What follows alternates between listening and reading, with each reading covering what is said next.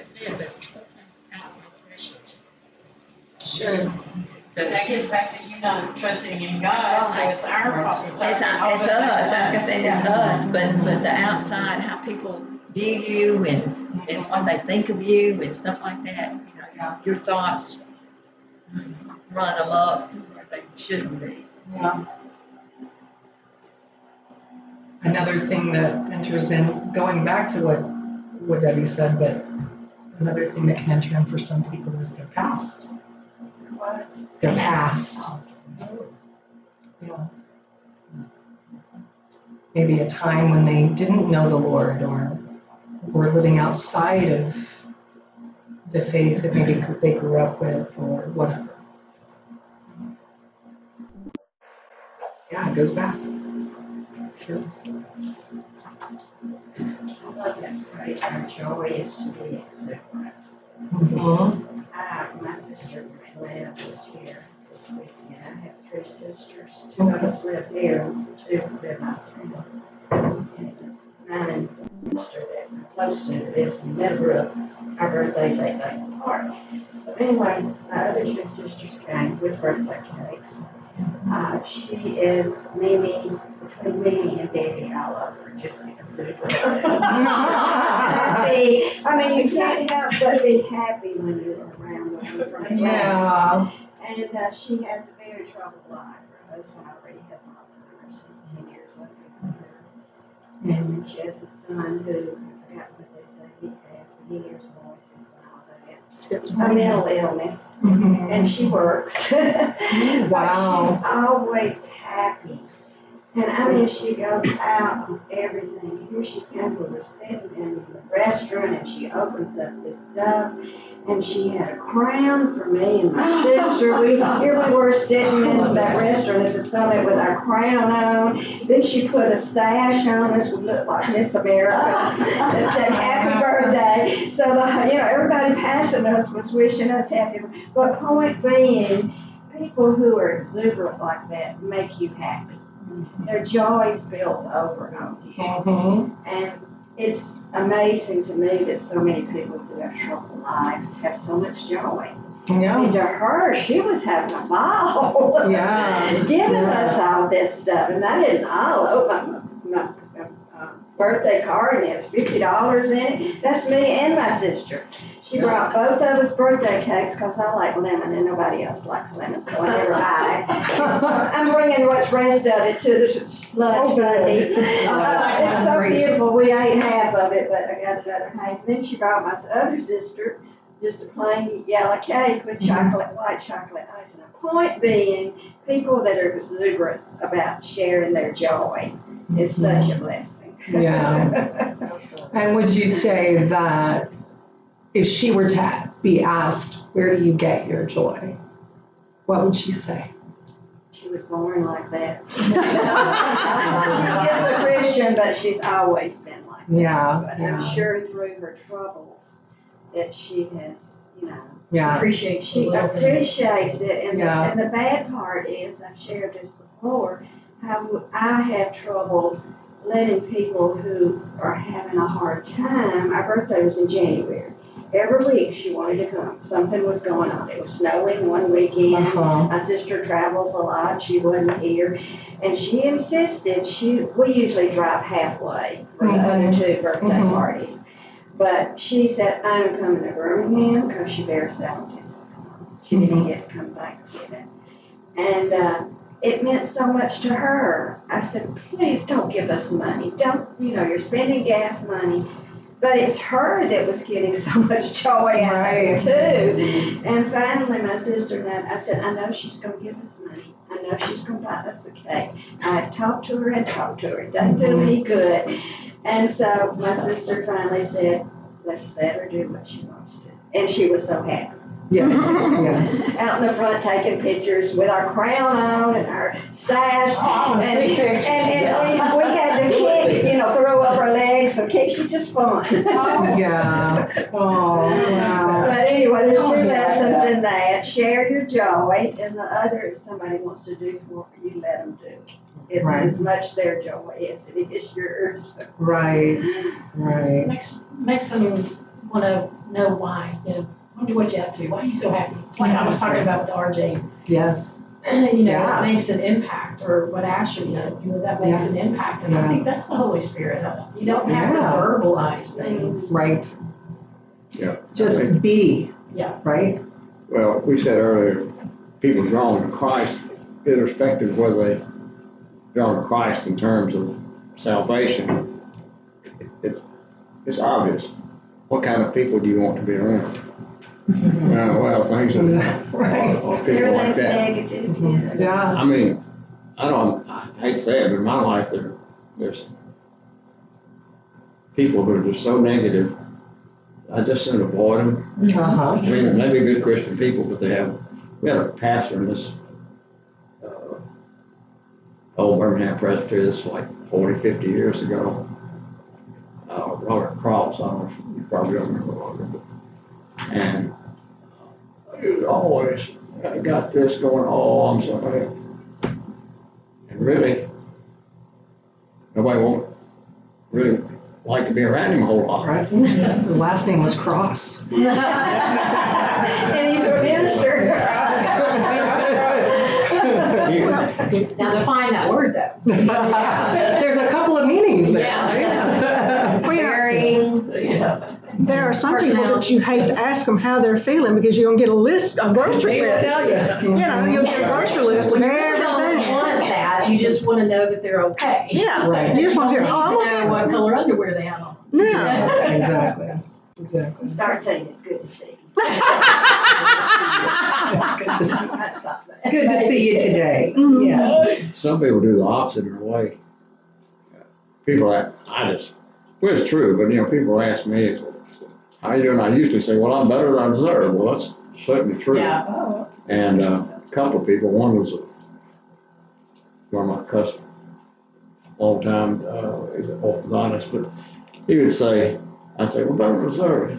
Well, what do you deserve? Do you think the Lord's, he was a good Christian, was the Mhm. Lord's supposed to be bad to you? Well, On and on.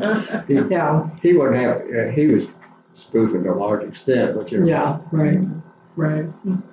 But it's also that fine line, because that person may need to spill their guts to you. And God may be picking you out to talk to them about. Right. You might And have the again, right words that they need to Yeah. hear. So I always have these on my shoulders, the devil and the. Exactly. Yeah. Yeah. What should I do? What should I do? Yeah. So amazing working in retail when Lori was in college. I spent most of my time talking to people. Mhm. And it's amazing to me how what strangers will tell strangers. Mhm. I mean, I Sometimes it's stood out safer. in the aisle for over an hour. Of course, I didn't have any customers or I would have had a reason to say, excuse me. But, I mean, very personal things. But they figure it won't go any further That is because true. you don't know. That is them. true. You're exactly right. It's anonymous. And you're listening. And I was you're- like, they're very- They're getting some of the grief or whatever is off of them, by sharing or by telling you. And you might have empathy with something that's going on in their lives and be helpful too. Yeah. Yeah. I know a lot of people I didn't know. Well, when I worked for the bank, uses this in strange places, doesn't he? when I worked for the bank, people would come in there and they would explain to you why they're taking money out of their checking account or their bank or savings account. Like, I really care. I mean, like, boy, whatever, it's your money, do whatever you want to with it, But they give you this long. Well, maybe they live alone and they don't have anybody to talk to. Yeah. Yeah. This is. They probably didn't want to do it, but they were trying to justify it. Yeah. And you were the one that was there. You can't very well say, you're like you said, you're a captive audience. You're there, and you can't. You're taught not to be rude to them because you're the face of the bank. And so Right. you just have to kind of grin and bear it, and Right. stand there thinking, there's people behind you, and I got other customers, but you Yeah. can't say that, Right. I was, when I was going through graduate school the second time or third time, whatever it was, I was working at Caribou Coffee, which is that's a chain that's not down here in the South, but I was working at Caribou Coffee. And I don't care, but No, they got no caribou. They just don't like it in the heat. But anyway, I'm up there. I'm always put on the drive-through at this coffee shop. And I started to call it drive-through chaplaincy. Because people would come through and they started to know me, like they know me, and then we'd sit and talk while they're waiting for their drink or something. I try to keep them, from being upset for having to wait and things. And, there'd be things like them telling me, yeah, well, my wife left me this morning. And I try not to do that, but, because I knew the guy, but I didn't know anything much about his personal life other than, just what he did for a living and, what he usually took for his coffee and those kind of things. And he's like, yep, my wife left me this morning. And I'm like, What do I do? yeah. Well, I often got to a point where I just say, you know what, I'm praying for you. Would you like 2 cups of coffee? Yeah, right. I'll get you a donut. Another lady's like, my husband's a firefighter and a guy that just got, one of the police officers that just got shot was his best friend. And she's in tears, but she's getting ready to go to work. And she always stopped, often several times a week to get her morning coffee there and things like that. So it was just, and it got to a point that it was sort of like, I just felt like that's what I was doing, some days. You were sounding board. I was doing drive-through chaplaincy. Yeah. Right? Maybe that's the reason you did that. Yeah. You saw that you were good at it. Yeah. So. People have most people have certain instincts. So like in your case or other case, people sort of sense, what I'm talking about right here. Yeah. That, that's, I kind of sense that that's someone I can share with. Safe. Yeah. Or safe or compassionate or Exactly. understanding or whatever. And I think people often sense that. Yep. And that's why that happens to you, certainly you and some others. Yep. I was kind of like you, sometimes in my restaurant business, some customers that come on to tell Nancy, said, well, we had so-and-so, and a lot of these customers in days, so we had a nice dinner and counseling session while they eating dinner. Yeah. Well, they tipped her. Gave me a big tip. But yeah, and that's, and I'm sure you had like regular people that would come in and they probably did that even more because they knew you. Oh, yeah. Knew knew the situation. So. Yeah, and a lot of times you generations and connections and all their family and everything, so. Right, yeah. So it's, I think there's a combination of things that are going on there, but I definitely think the Holy Spirit is just working through. And it's not, like you said, Jean, you don't know what you're doing, you're just doing what you do. Yeah. You just are who you are, but the Lord is working through you, and you just don't know what that looks like for people on the other side of that communication. So it's interesting. Note that the fruit Paul mentions in Galatians 5:22 is singular. The fruit of the Spirit, not the fruits of the Spirit. When we receive the life of the Holy Spirit within us, we get all of the Holy Spirit. Thus, all of his traits become our traits. Wow. And that's something. Any thoughts on that particular quote? Well, I may have mentioned this last time, but there's a picture of the fruit, like an apple or anything. In fact, I did a sermon once at one of the churches on that, and I used an apple. And I took a bite out of it and said, okay, now, fruit of the Spirit is not complete because it's got, it looks fine, because it's got one part missing. Yep. And just, picture example thing. Right, But, Sounds like you need to do a children's lesson. that's right. Well, this is more adult.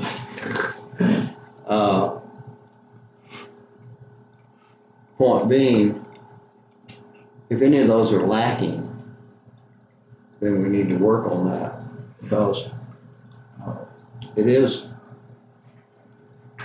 not parts, it is parts in a way, but it's, I won't say it's like, we're not like the Trinity, but it's largely should be indivisible, but you don't have parts, and should all Yeah. be together. And to me, that's very, very significant. Yeah. Not that mine will get left in fruit bin if people picking over perhaps. Yeah. Mine attracts flies. Yeah, there you go. I turn my bad parts on the bottom side of the Yeah. basket. That Yeah, I think we all do that. Yes. But I mean, we're to be Christ-like, and that's what we're to aspire to in a sense. And so while you're saying, it's not always 100%, but that's the beauty of having the Holy Spirit within us. It's an ongoing process. Sanctification, you don't get one chance at sanctification, and if you blow it, that's it, right? It's an ongoing process. Every day, every moment. The other thing is that when we talk about people being drawn to us or drawn to Christ through this, a lot of them, that's wonderful.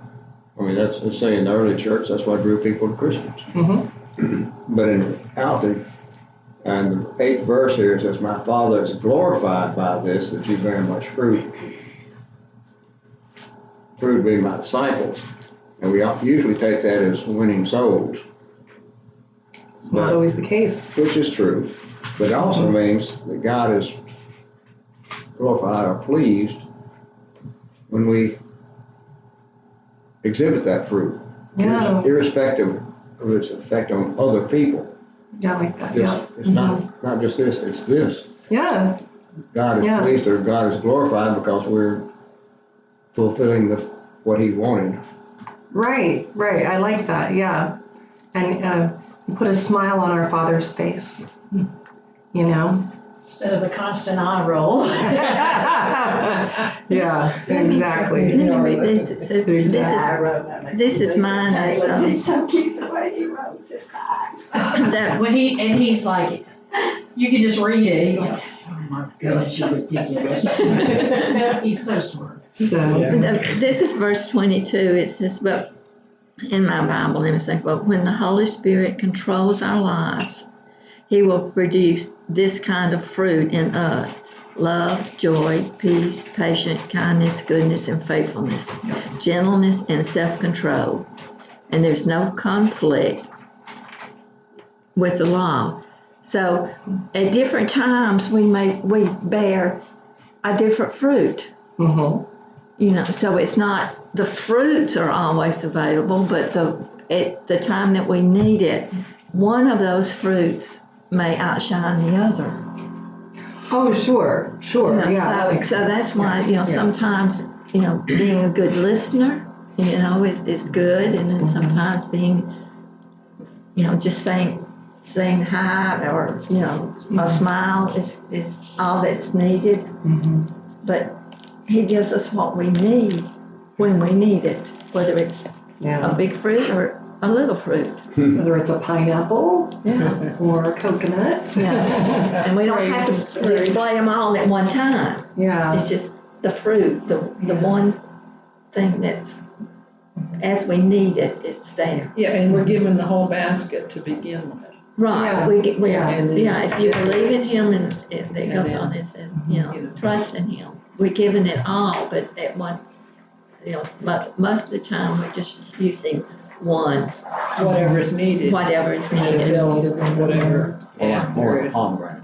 Yeah. Lots of little seeds. Those are for the very detailed people. Yes. Well, and then this next quote does kind of flesh it out even further. He doesn't award them to us bit by bit. We receive the full nature of the Holy Spirit. However, the abundance of fruit we manifest is subject to the will. We can refuse to do what the Holy Spirit prompts us to do. We've always got that will, don't we? You know, I mean, how many times have you been with someone and you just needed to witness to them and nothing came out of your mouth? You could not make it come out. Mm-hmm. I don't know, maybe that's just me, but I've had that happen. No, that's before. not just you. No. That's when I get that eye roll. Yeah. The holy eye roll. Yeah. I try. Yeah. Well, the beauty about having the Holy Spirit in those moments when we fail is that the Holy Spirit teaches us, doesn't he? You know, again, that continuous process of becoming more like Christ. That's part of the learning when we fail. You know? And when we walk away and you think, oh God, I should have done this, or I should have said this, or, you know, and then you have regret because you did not do what you feel like you should have done. Yeah. So. But since Jesus came and walked as a human, he understands. But that I was coming from what He understands what we go that's a through. growing process in you too, Mhm. because if you realize what you were lacking, then maybe the next time you'll be stronger. Mm-hmm. Yeah. You know, a growing process. I think the biggest mistake we can make in those moments, though, is to be so consumed by our failure that we do not see God's teaching moment and God's redemption of that. Because sometimes, maybe this is just me, but I'll get caught up in my failure and I will obsess on it. And what is happening when I am obsessing on the failure? You're not doing what you're supposed to. Yeah. Yeah. Where am I looking? It's selfish. Yeah. I'm not looking into him. My focus, my God in that moment is the failure. Now, it doesn't mean we don't turn our head, but boy, this can do some damage when we're sitting here going, That's where it gets back to, it's about you. yeah, exactly. What I didn't do, what I could. And the enemy can get at us with that spirit of shame, right? In those moments, and that can overwhelm us and overtake us. And we've got to get to a point where we're like, no, I'm not going to do it. I am so sorry I did this. Oh, but God, here, take it. Do what you can with it. Redeem it. Make me stronger. You know. Sadly, we have to go through that to get to that point. We have to have those failures. So. Yes, we do. Yes, we do. And for those people that struggle with that fear of failure so much in their lives, some of them become very almost frozen. Like they can't move. And so, and then there are those that do go to the other end of the spectrum and just go, even though they are afraid of failure, but they're not gonna stand for it, so they just go. But both sides are not a happy place to be. So, can I have a reader for Galatians 5:16 and 17, please?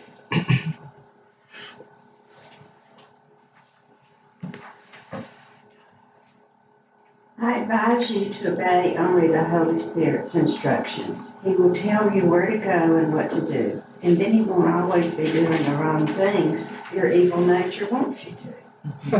For we naturally love to do evil things that are just the opposite from the things the Holy Spirit tells us to do. And the good things we want to do when the Spirit has his way with us are just the opposite of our natural desires. These two forces within us are constantly fighting each other to win control over us, and our wishes are never free from their pressures. What is your translation? It's a living Bible. Gotcha. Okay. Yeah. That's, I like the way they said that. How does the flesh lust against the spirit? And how does the spirit lust against the flesh? Interesting choice of words.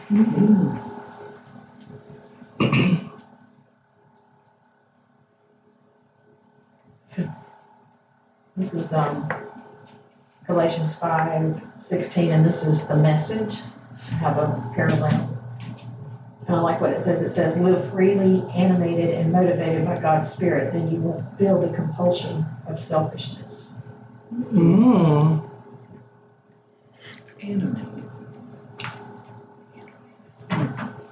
Feel the compulsion. Gotcha. So, any thoughts about those questions? Well, we're kind of like the cow. We always see things over on the other side of the fence that looks a little greener. Mm-hmm. I like the cat. You know, Yeah. you got a cow on the fence and they're always sticking their head through the fence to get to the grass on the other side when they got a whole pasture behind them. Right. Because they think that little bit of grass over there is going to be better. Right. And we're Right. kind of like the same way. We kind of, we're always thinking there's something a little better over there. Mm-hmm. We lack contentment with what is.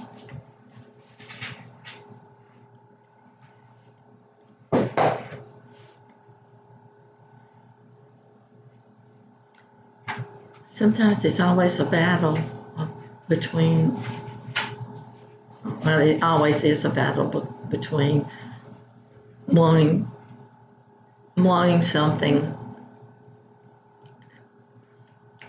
That's not what I want, not the words I wanted to say, or doing something that we think would be pleasure and good and all that. Yet we know deep down that's not what we need to be lusting or doing or wanting. Right. You know, there's just always that constant battle between good and evil. You know, it's just, and sometimes it's hard to give in to the evil, you know, because they make it look so good, tempting and Right. stuff. Evil doesn't look evil a lot of the time, does it? Oh, it's fun. Yeah. It looks pretty, it's very attractive. Just watch the commercials. Yeah. Right. They're awesome. Right. I mean, the food commercials are just horrific. Paul personalizes elsewhere where he talks about things I want to do, I don't do. And Yeah, exactly. Romans 7. Mm-hmm. Yeah. Yeah. That's another tongue twister, right? But yeah, that is truly a hard thing. However, now that we have the Spirit, before we had Jesus, it didn't matter, right? We just did what we wanted to do. But now that we have Jesus, we have the ability not to do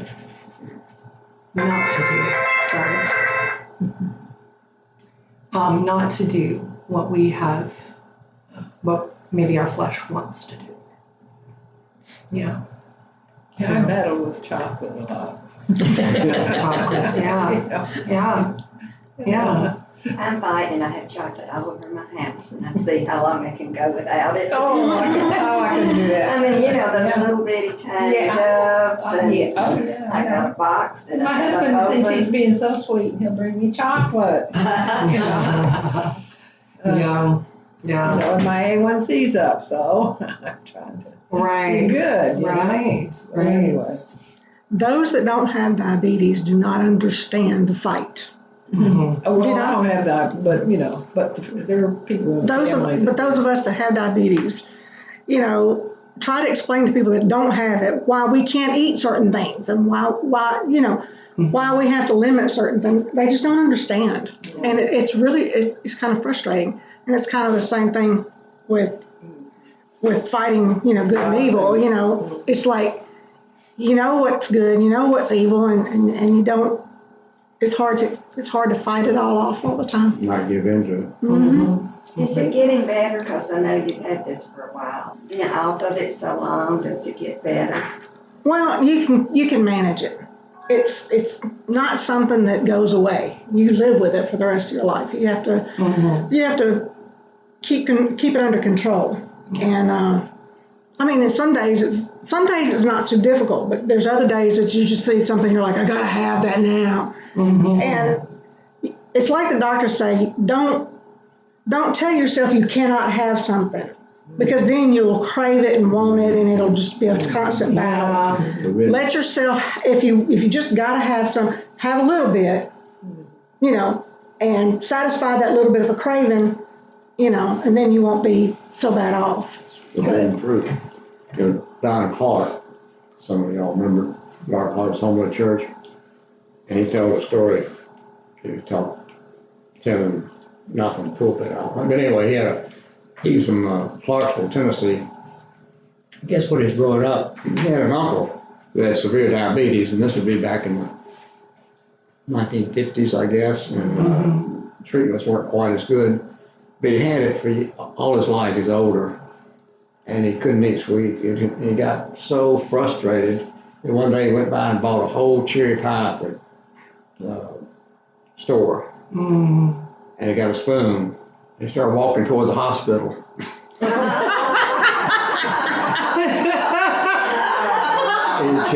He made it halfway up the lawn to the hospital and collapsed. Wow. He was prepared to do it. Yeah. He's gonna commit. Oh my And word. he'd gone, all those years.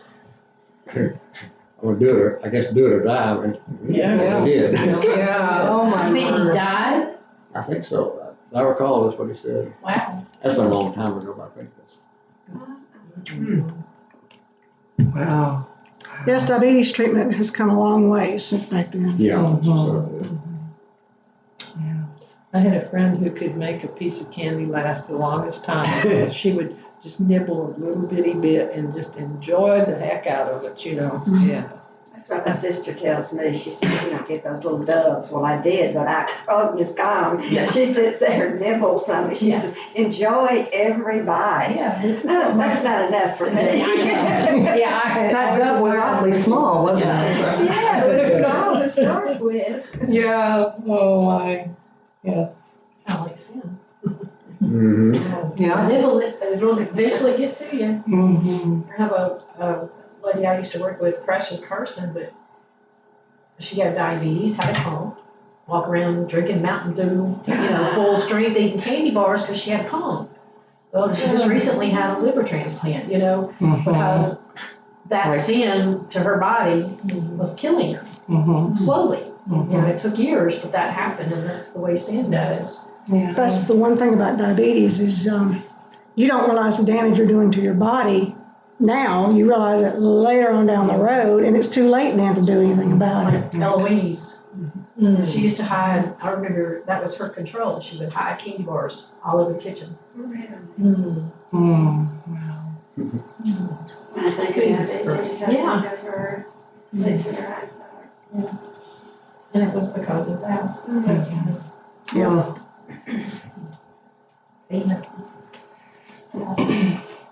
Well, in practical terms, what does it mean to walk in the Spirit? You